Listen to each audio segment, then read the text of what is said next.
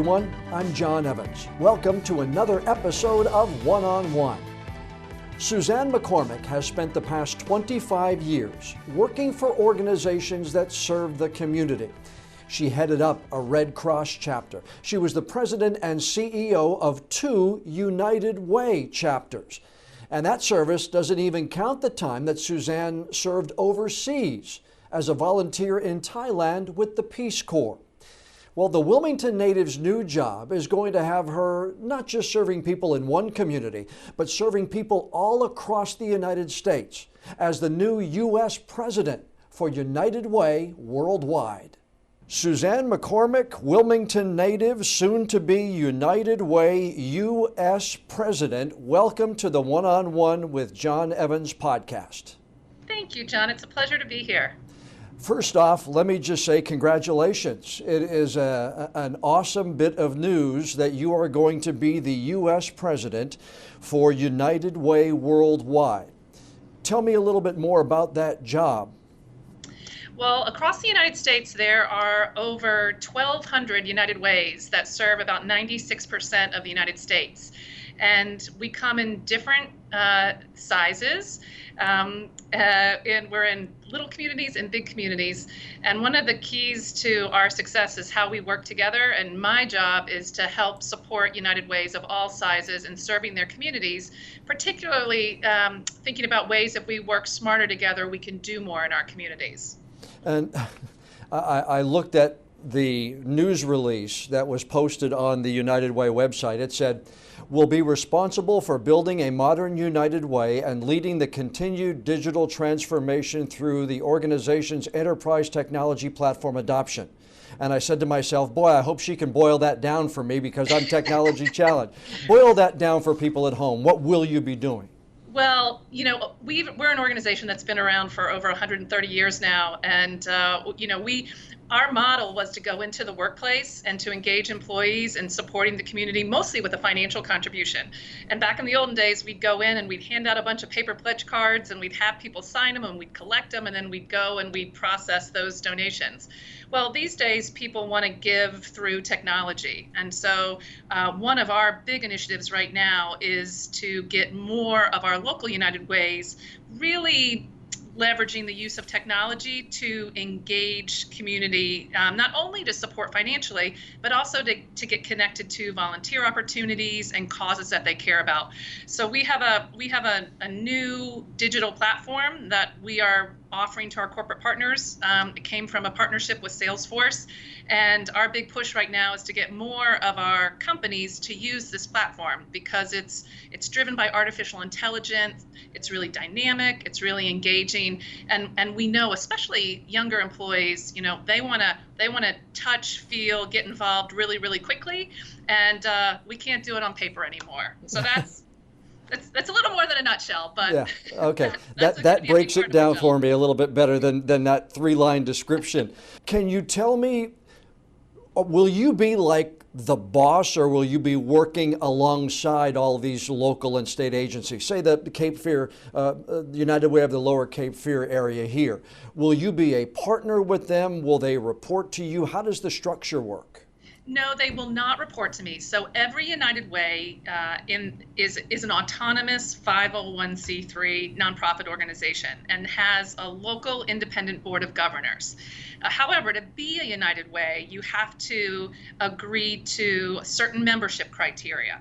And that's everything from how you use the United Way brand to what kind of financial oversight you put in place, how you approach diversity, equity, inclusion. So no one will report to me except my job is to make sure that those local United Ways meet those membership certifications. And really my job is to partner and help support them to be the best local United Way they can be. You were in charge of the United Way Suncoast in Tampa. Before that, you were with the United Way of Greater Portland, Maine. One agency. Now you're going to be with 1,100 or almost 1,200. Has that set in yet? Not entirely, although I don't start my job until, I don't really officially start until the end of July, and it's starting to set in because already when I'm looking at where I'm being asked to go in that first month, I've been asked to come to Columbus. I've got a trip planned to Detroit. I'll be going, and this is outside of going to Alexandria. So I think I think my Sky Miles and my American airline miles are gonna, my status is gonna go up pretty quickly. I can understand that. Will you be the point person then? If someone wants to talk to a representative from the United Way National, they will then reach out to you as opposed to someone in the local office? Yes. Well, again, I think that's really where partnership's going to come into play, because the last thing I want to do with our local United Ways is to insert myself in a relationship in an uninvited way. But yes, if there is a national organization or a national partner and they want to talk about partnering with United Way beyond one community, then I would be the person they would come to. But I always want to do that in partnership, with our local United Ways. So it's a lot about diplomacy and influencing. We'll get back to a little bit more of the United Way stuff in a second. Did you think when you were walking off the campus of New Hanover High School 20 blah, blah, blah years ago that you would reach presidency of United Way US? No. I think when I was walking off the campus in 1985 as a Wildcat, I was thinking it's time to get to college and reinvent myself. I was a good student, but I got an A+ in social life too. So it was time for me to go and do a little reinvention. But I will say I think one of the most formidable moments for me in my career at New Hanover High School was as the editor of the yearbook my senior year when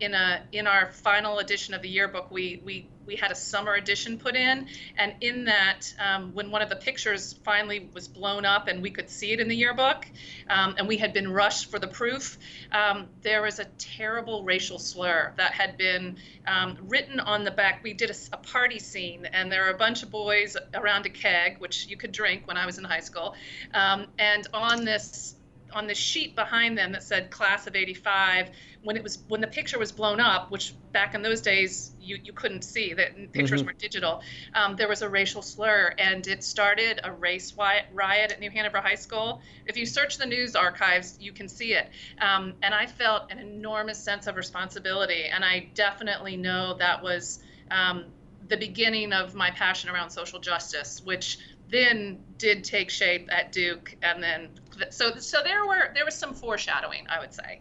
You weren't born in Wilmington. You were actually born, I guess, in Iowa City. How did your family come to live here in Wilmington, and what are your earliest memories of the city?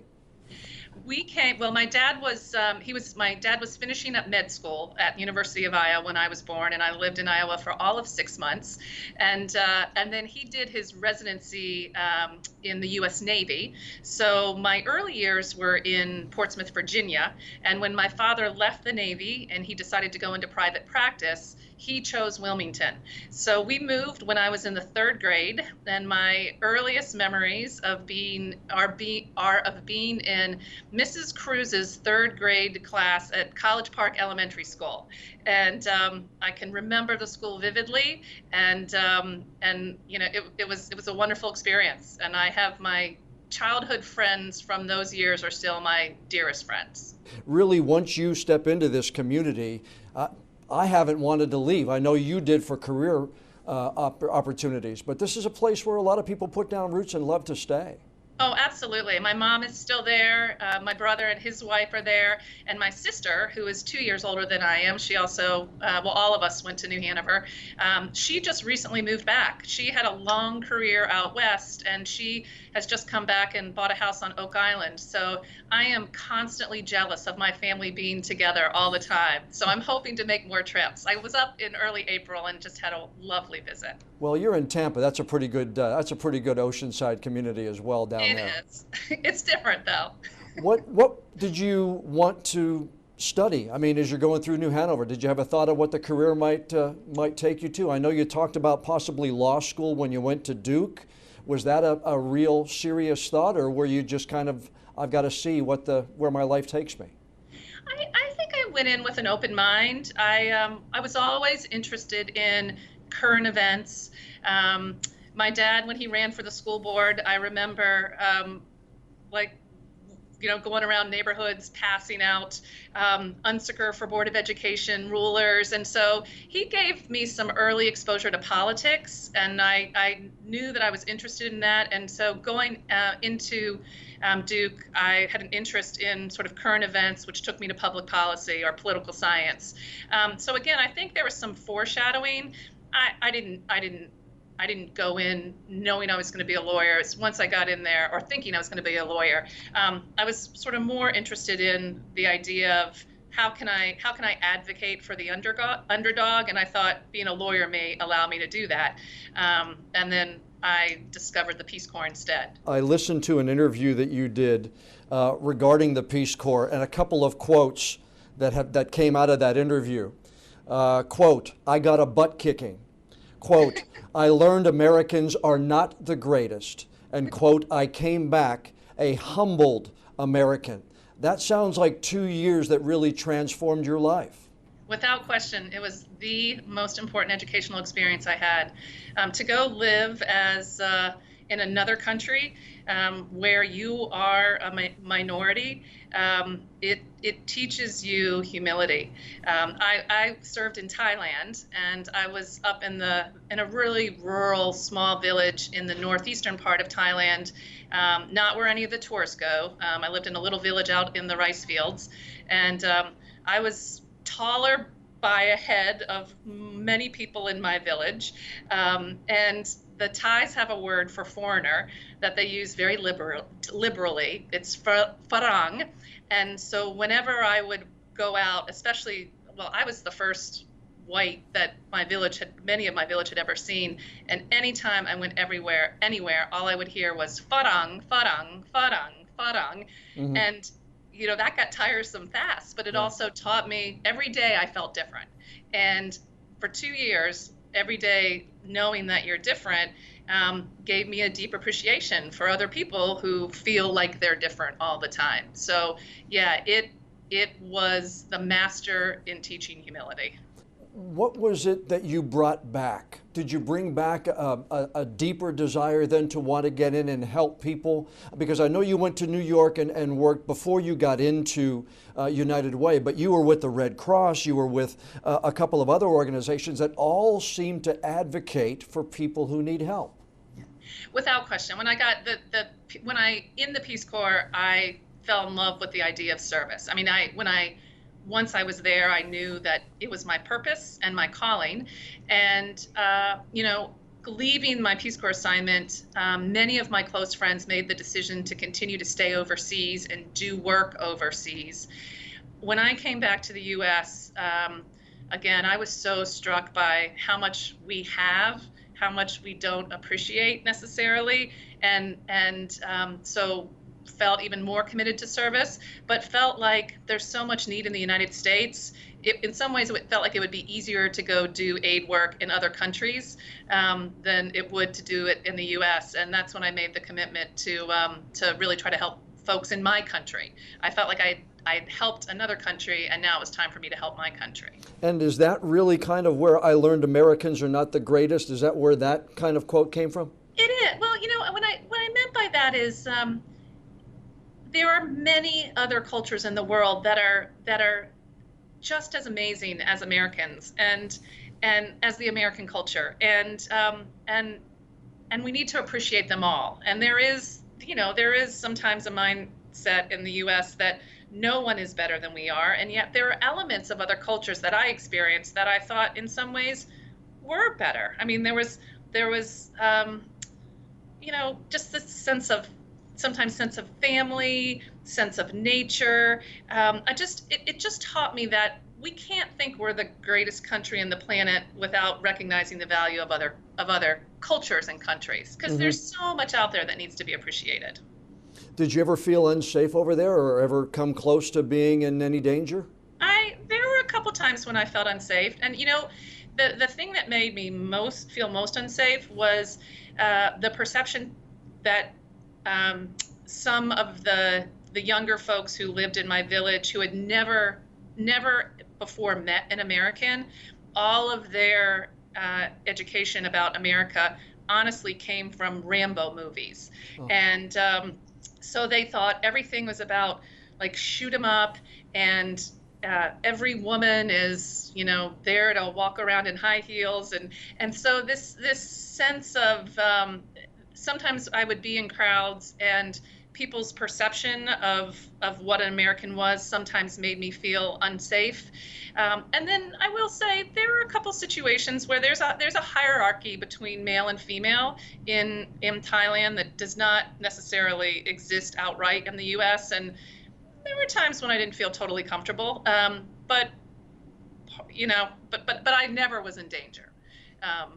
Never in danger. It was an interesting time. I was there during the first Iraq War, and I would have to I'd hear the news on the bus from people talking, and that was the hardest thing for me. Was I was there before there was technology, and the only way that I communicated with my family and friends was through writing. So it took a long time to get the news. Right. You were with the Red Cross of Southern Maine, and then with an organization called the People's Regional Opportunity Program. So I take it you moved to Maine for the Red Cross opportunity and then grew into the second one? Well, actually, when we moved to Maine, I started my career in Maine with United Way, and I worked my way through 4 or 5 different positions, sort of worked my way up, and finally got to a point where I felt like I was ready to take on more of a leadership role in the organization, and had the opportunity to go to the Red Cross in sort of just below the CEO position. Mm-hmm. And within 6 months of me moving to Red Cross, my boss, she moved on to a national position, and that's when I got my first CEO position, and it was with Red Cross. And I was there for 5 years, and not really looking to lead, but another organization in our community that actually had a broader, I think more impactful mission on a day-to-day basis, really encouraged me to look at applying for their CEO position, and I did, and that's when I moved to, we called it PROP, People's Regional Opportunity Program. It's a program that focuses on mostly serving families in poverty.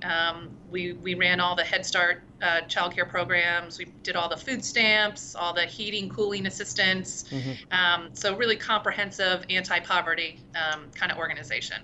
And then I went back to United Way as the CEO when the woman who had hired me in 1994 retired. Yeah, so you were up in Maine for the better part of, I guess, about 14 years, 13 or 14 years? Actually, we were there for 20 years. 20 years? Oh, yes. A lot longer then, okay. Yeah. Did the winters get tiring from somebody who was from Wilmington? Yes. At first, especially before we had kids, my husband and I met as ski instructors in Breckenridge, Colorado. So we both love skiing, we both love the outdoors. And so, at the beginning, we did all outdoor sports. It was awesome. Like, we loved it. And then we had kids, and it was still fun, but it's harder with kids. And and then I didn't realize how hard the winters were until when we finally left. And I look back and I think, how in the world did we stand it for so long? Because it was hard. Yeah. But the people of Maine are very earnest, and you would never admit that you didn't love winter. So we played along with that. But it's really nice to be back in the South, I will say. Although Florida's not really the South. It's its own special kind of South. Yeah, it is its own entity. Let's leave it. That's a good way of describing it. What made you then go to Tampa? I read something, and you said something about looking for a more diverse community. That's exactly right. Well, again, we were very happy in Maine.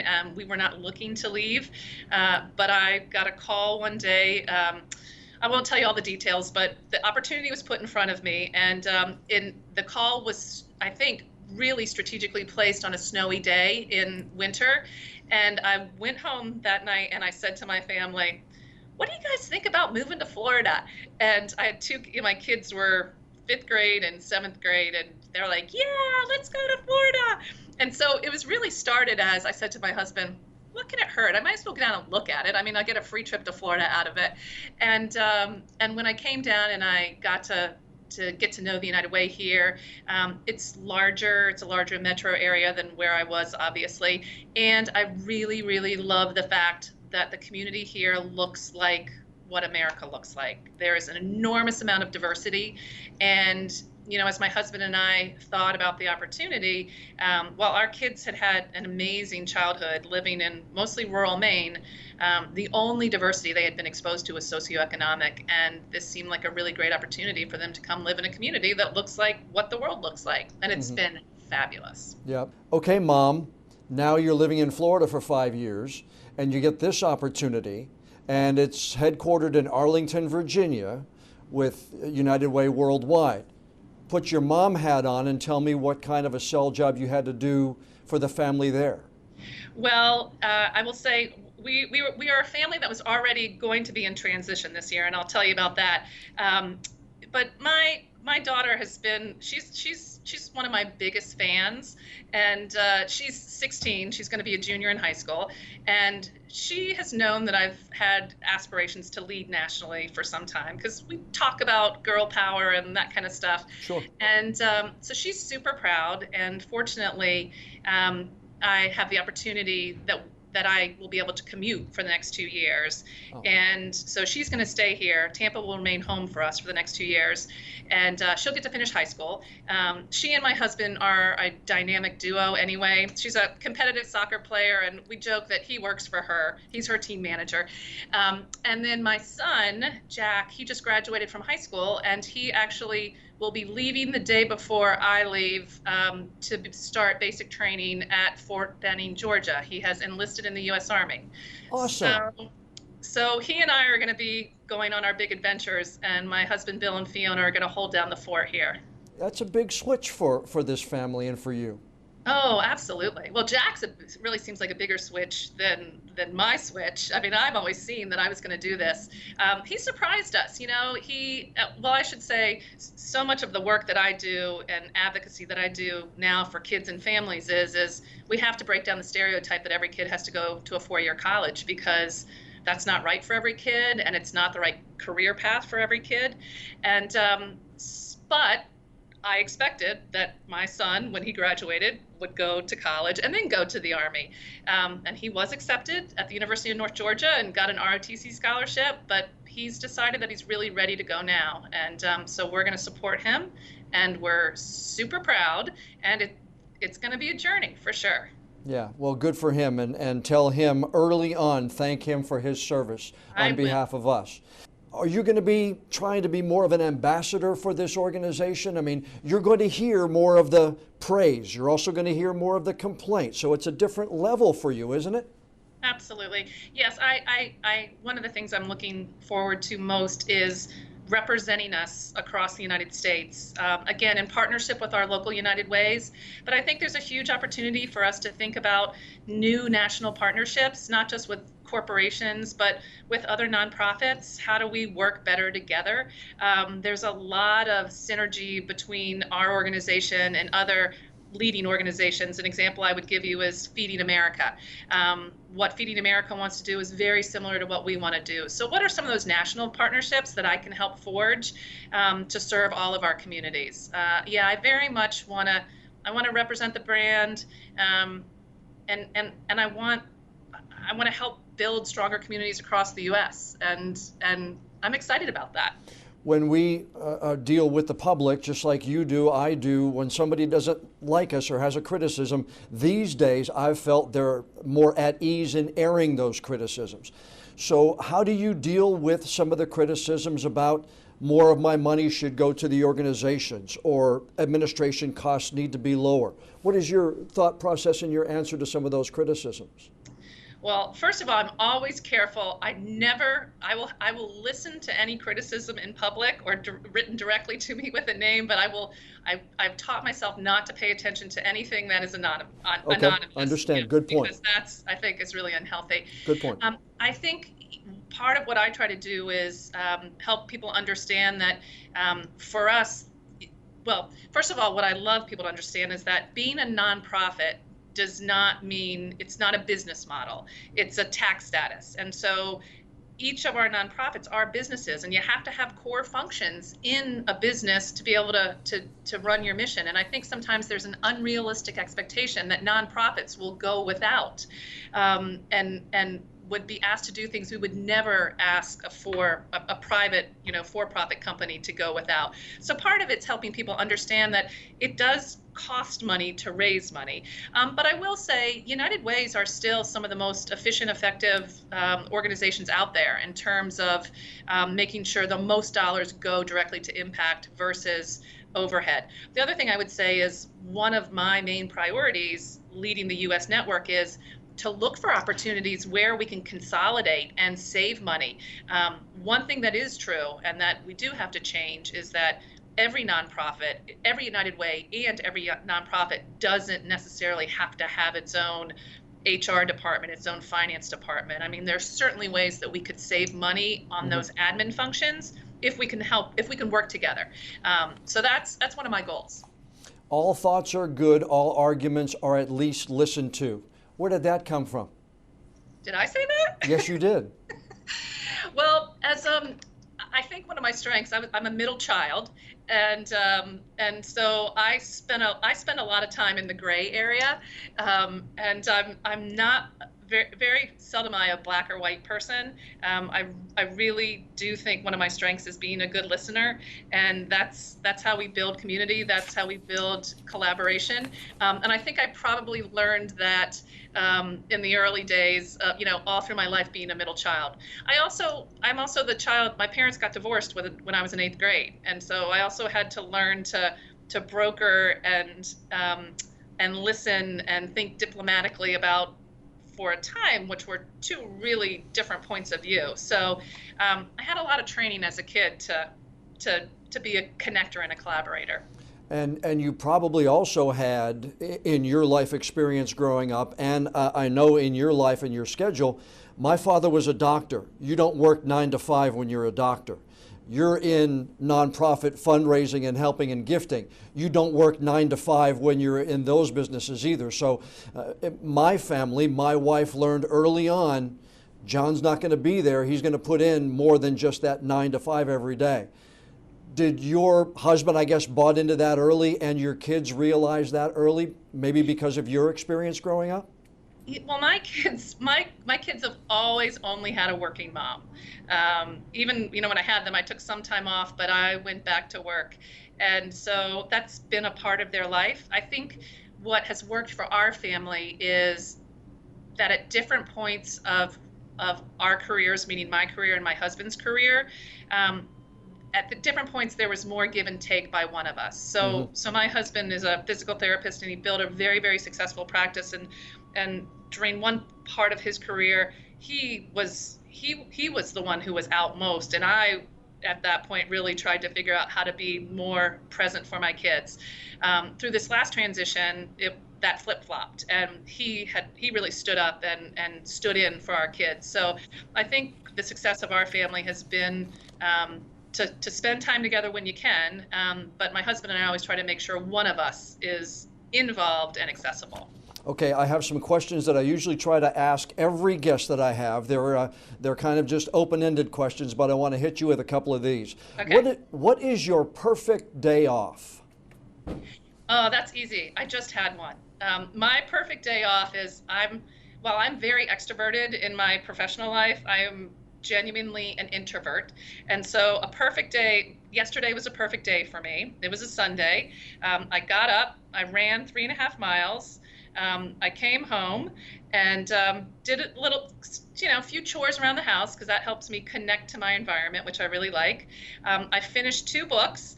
I finished a puzzle. I'm a big puzzler. I always have a 1,000-piece puzzle going at my house. And then in the evening, I tried a new recipe and cooked dinner and had a couple glasses of wine, watched women's soccer, and went to bed early. Like, that's a perfect day for me. That's a perfect day. That sounds like a good one. Who do you most admire? I don't like superlatives. I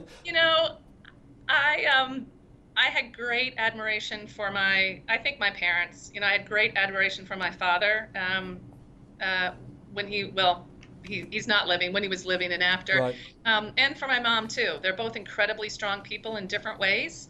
I also have a lot of admiration for both my kids right now, just in the journeys where they are. They're strong and they're funny, and they they make me laugh every day. And that's a good thing. Anybody who can laugh every day is a good thing to get that humor in. Do you remember a teacher or a person who most impacted your life? Absolutely. My all-time favorite teacher at Noble Junior High School before New Hanover. Well, I have a couple. I could name a couple, but okay. Annette Hall. She actually was my teacher, and then she was the librarian, and she's still close to my family. She inspired me to read and be creative. I also loved Mr. Sam Gardner, who was the yearbook editor at New Hanover High School. He was wacky and fun and let us be creative as well. I had a lot of good teachers, but Miss Hall and Mr. Gardner are probably my two favorites. They're going to be very happy that they heard you mention them since you're such a success. What's something you have to do before you put your head down on the pillow every night? I turn off my cell phone. Well, well, my husband would tell you I have no trouble going to sleep. I'll go 100%, and I don't really sit down except for those times when I'm reading or doing a little bit on the weekend. I just pretty much go like 100 miles an hour, and then when my head hits the pillow, I'm out. Like I've already sort of made my to-do list, thought about the day. I try to put out my running clothes so it's easy to not be able to not do it in the morning. I don't have many rituals though. There are some people who think about their kids. There are some people who talk to mom before they go to. I just was kind of curious if you had anything that you did every night kind of before you lay down and go to sleep. Well, if my kids are home, I always try to go kiss them and tell them good night. But more often than not, they're the ones who are coming in and telling me good night when I'm already asleep. Waking you up, I'm home, Mom, go back to bed. And then I can't remember it because I was in such a deep sleep. Last one, I don't like it when blank. I don't like it when people immediately jump to the negativity in a situation. Suzanne, all the best to you. Congratulations on the new job. And it sounds like you have a successful family who is really behind you 100%. Thank you, John. Thanks so much for having me. And I hope to see you again when you come back to Wilmington. Come and spend some time along this coast soon, too. I absolutely will. I promise. A big thank you to Suzanne McCormick for sparing some of her valuable time and joining us for this week's podcast. She starts her new job July 31st, and you can keep up with her and her organization at unitedway.org. Before we go, I'd like to ask you again to please subscribe to the One-on-One with John Evans podcast on whatever podcast app you use. And please, if you would be so kind, leave us a rating or a review. Tell us what you think of our product. The more ratings and reviews we get, the higher we'll be listed on the apps, and the more new listeners we'll be able to bring in. I'm John Evans. Thanks so much for joining us for this episode of One-on-One.